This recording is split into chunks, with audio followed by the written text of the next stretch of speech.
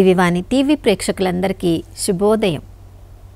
యేసుక్రీస్తు పరిశుద్ధ నామంలో ప్రియులారా, మీ అందరికీ స్వాగతం, సుస్వాగతం.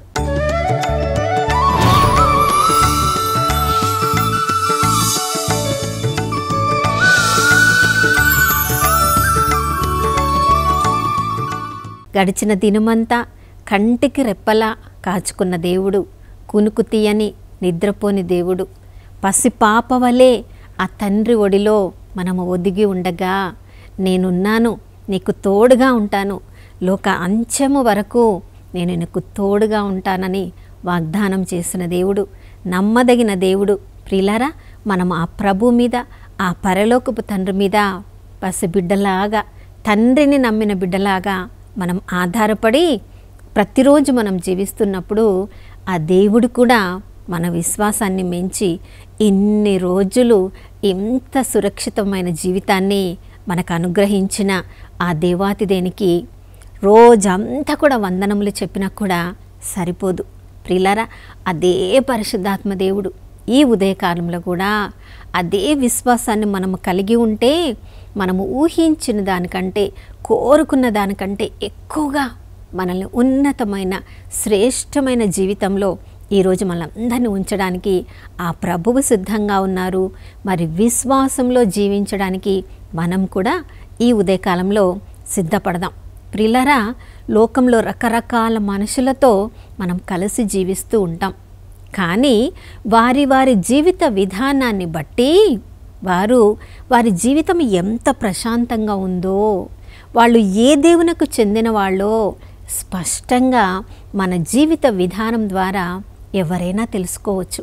ప్రియులారా, యేసు ప్రభు జీవితాన్ని ఈ లోకంలో ఒక మానవునిగా జీవించినప్పుడు మన పరిశుద్ధ గ్రంథంలో ఆయన జీవితాన్ని పఠిస్తే ఎప్పుడు కూడా ఆయన చింతించినట్టు, వ్యధ చెందినట్టు, తన సొంత అవసరముల కొరకు తండ్రి దగ్గర మొరపెట్టుకున్నట్లు ఏ ప్రార్థనలో కూడా మనం చూడలేదు, వినలేదు. ప్రియులారా, ఎందుకు యేసు ప్రభు ఈ లోకంలో జన్మించారు, జీవించారంటే మనందరికీ మాదిరికరంగా పరలోకపు తండ్రికి చెందిన బిడ్డలు ఎలా జీవించాలో ఒక మాదిరిని మన కళ్ళకు కట్టినట్లుగా చూపించి, నేను నడిచిన దారిలో, నేను చూపిన మార్గంలో మీరు కూడా నడవండని మనందరినీ ఆహ్వానిస్తూ ఆ ప్రభు ఈ లోకంలో జీవించారు.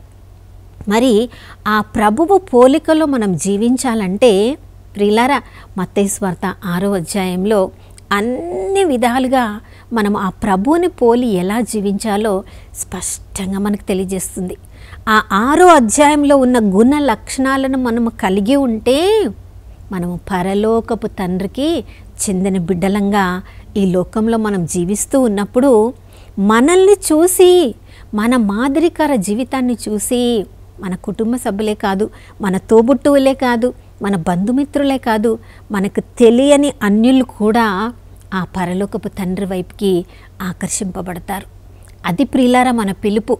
మన జీవిత విధానం ద్వారా అందరినీ కూడా పరలోకంలో మనకొక తండ్రి ఉన్నాడు, మన గురించి శ్రద్ధ వహించే తండ్రి ఉన్నాడు, మనము కోరుకొనికి అడగనక మునిపే అన్నీ మన కొరకు యేసు ప్రభు నామంలో సిద్ధము చేసి పెట్టాడు అని ఎఫెసీయులకు రాసిన లేఖ 1వ అధ్యాయం 3వ వచనంలో యేసుక్రీస్తు ద్వారా పరలోక ఐశ్వర్యం అంతా కూడా మనకు సిద్ధపరచబడియే ఉన్నది.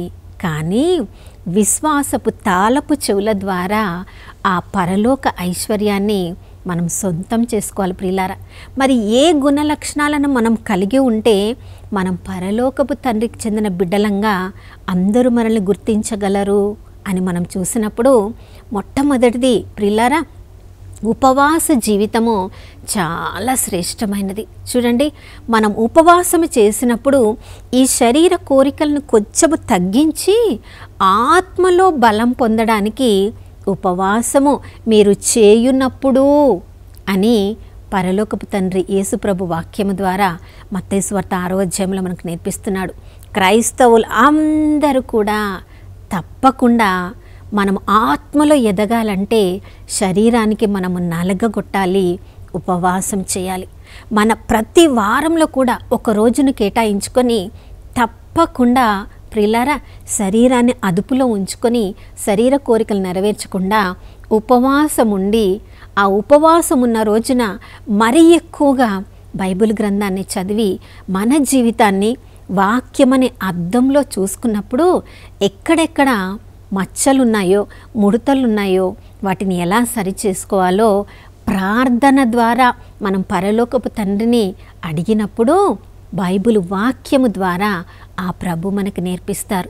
రెండవది, ప్రార్థన జీవితం లేని వ్యక్తి క్రైస్తవుడే కాదు. ప్రియులారా, ప్రార్థన అంటేనే సృష్టికర్తతో సృష్టికి గల సంబంధాన్ని మనం క్రైస్తవ భాషలో ప్రార్థన అంటున్నాం. ప్రార్థనలో మనము ఆ దేవుని స్తుతిస్తున్నాం, మన యొక్క పరిస్థితిని ఆ తండ్రికి తెలియచేసుకుంటున్నాం, మన యొక్క అవసరాలన్నీ కూడా ఆ తండ్రికి తెలియచేసుకుంటున్నాం, మనకి చేసిన మేలులన్నిటికీ కృతజ్ఞతా భావంతో స్తుతులు చెల్లిస్తున్నాం. మరి ఈ స్తుతుల సింహాసనాన్ని ఏర్పాటు చేసినప్పుడు అదే ప్రార్థనలో వాక్యము ద్వారా దేవుడు మనతో తప్పకుండా మాట్లాడతాడు. మరి ప్రార్థన చేస్తున్నప్పుడు మనము రహస్యంగా చేయాలి, అందరికీ కనపడేటట్లు కాదు, అందరూ వినాలని కాదు.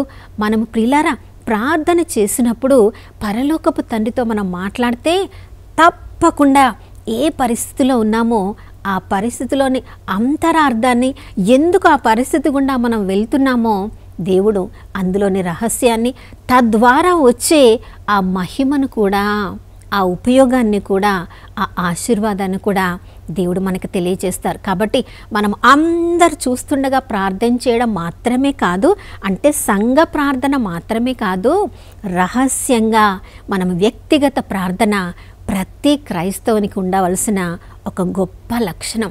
ప్రియులారా, అంతేకాదు క్రైస్తవంగా క్రీస్తు చూపించిన మార్గంలో మనం నడుస్తున్నామంటే చూడండి, మత్తయి సువార్త 9:36 వచనంలో మనం చదువుతున్నాం.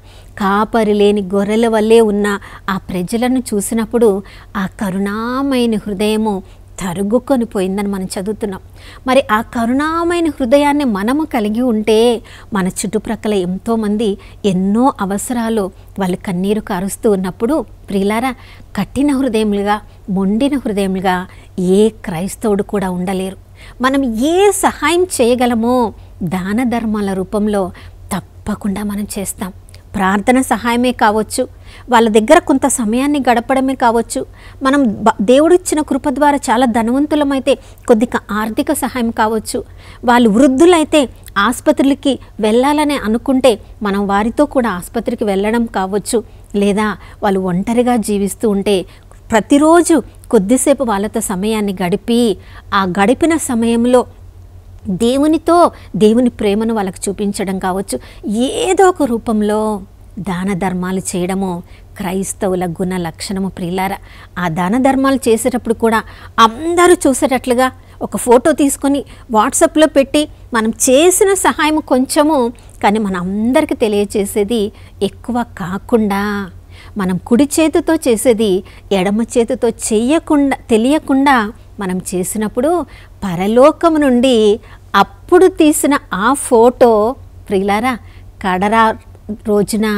తీర్పు దినమున ఆ ఫోటోలన్నీ కూడా పరలోకపు తండ్రికి చూపించి, నేను అనాథగా ఉన్నాను, నేను పరదేశిగా ఉన్నాను, నేను ఆకలిగా ఉన్నాను, నేను చెరసాలలో ఉన్నాను, ఇంతమందికి వచ్చి నువ్వు రహస్యంగా చేసిన సేవ, దానము, ధర్మము నేను పరలోకం నుండి ఫోటో తీశాను, రా నా తండ్రిచే ఆశీర్వదించబడినారలారా, నా తండ్రి ఏర్పాటు చేసిన గృహంలోనికి రండి అని ఆ యేసు ప్రభు ఒకరోజు మనల్ని ఆహ్వానించే విధంగా వాట్సాప్లలో కాదు, ఫేస్బుక్లలో కాదు, కానీ పరలోక జీవ గ్రంథంలో ఆ ఫోటోలన్నీ ఉండాలి. ప్రియులారా, అలాంటి దాన ధర్మాలు చేయడానికి ఈరోజు మనల్ని మనము సంసిద్ధపరచుకున్నాం. మరొక ముఖ్యమైన లక్షణము క్షమాపణ.